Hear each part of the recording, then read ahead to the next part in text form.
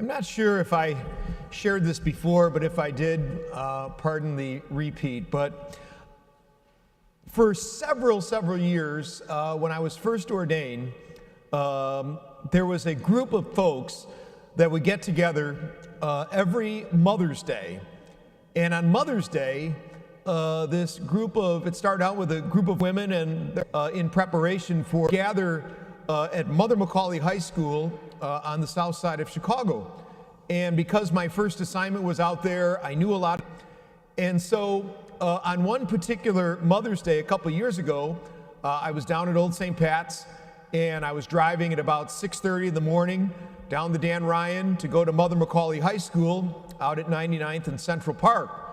I got off I-57 at 99th Street, and I was driving over 99th. And when I crossed over into the village of Evergreen Park, I came to 99th and Francisco. I just kind of rolled through it, thinking it's 6:30 in the morning, nobody's out, everybody's mirror, what do I have but lights flashing, you know? And so this cop pulled me over, and I didn't have my Roman collar fixed in my neck, and so I quickly grabbed the collar and I put it on and I fastened it on my neck, and I was being such a coward, and I looked very appropriate like Fragamini does today with that collar on. And anyhow, the cop came walking up to the window and of course asked for my license and my proof of insurance, and I handed it to him and I said, "Here it is." And I said, "I'm sorry, is there a problem?" And he said, "Well, yeah." He said, you rolled through the stop sign there at Francisco. You didn't come to a complete stop." I said, "Geez, I'm so sorry. I'm in kind of a hurry. I'm going to say Mass over at Mother McCauley, the Catholic high school right down the street." And this young man who had a Hispanic name on his nameplate looked down and said, "You're a priest." I said, "Yes, I am." And he said, "Let me ask you," he said, "does this mean that if I don't give you a ticket, that I'm going to be able to go to heaven?" To which I responded, "Well, it could sure improve your chances, you know?" All right, so he gave me the license back, and we went on, and we both enjoyed freedom from a ticket. I'm such a coward, and shameful that I would use that collar to get me out of a ticket, but it worked. But I think to myself, I was looking for special treatment. And I wonder who else was looking for special treatment. I think he was too. Can you get me into heaven if I don't write you a ticket? I know we were all joking around. But when you think about it, special treatment is something that's kind of part of life, isn't it? We all like special treatment. We like when somebody allows us to kind of go in front of them in the grocery store. Or we like it perhaps when somebody allows us to kind of merge onto traffic instead of having to wait. But we know there's other types of special treatment, and special treatment that often comes with title or perhaps prestige, or special treatment because we've worked some angle to our advantage, as I did on 99th Street on that Mother's Day. Let's face it, we all kind of look for some type of special treatment. I was thinking about it in terms of a couple that I've been in conversation with. I did their wedding a few years ago, and they've kept in contact with me, and they reached out to me, a few months ago, and sadly they kind of hit a pothole in their relationship. And a pretty serious one.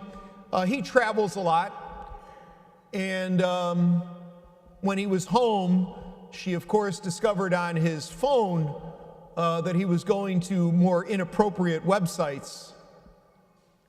And so they really came to a very difficult fork in the road. And she was very hurt. She was angry. He felt a tremendous amount of shame. He wasn't necessarily unfaithful, but she didn't like the fact that he was going to these inappropriate sites. And so they've come to this very tough situation in their journey.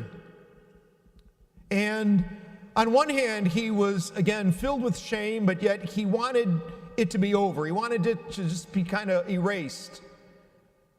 And she was not very willing to erase the fault very quickly. And she was relentless in her anger. And I know they're going to be okay. They are okay. But I know there's going to be a lot of healing in that process. You see, I think what he wanted was immediate relief. He wanted forgiveness right away. And I kind of said to him, I said, everybody's got a right to be angry. And she's got a right to be angry. And you have a right to be full of shame. But we all have a right to healing and forgiveness.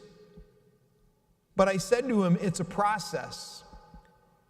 Forgiveness just doesn't happen immediately or overnight.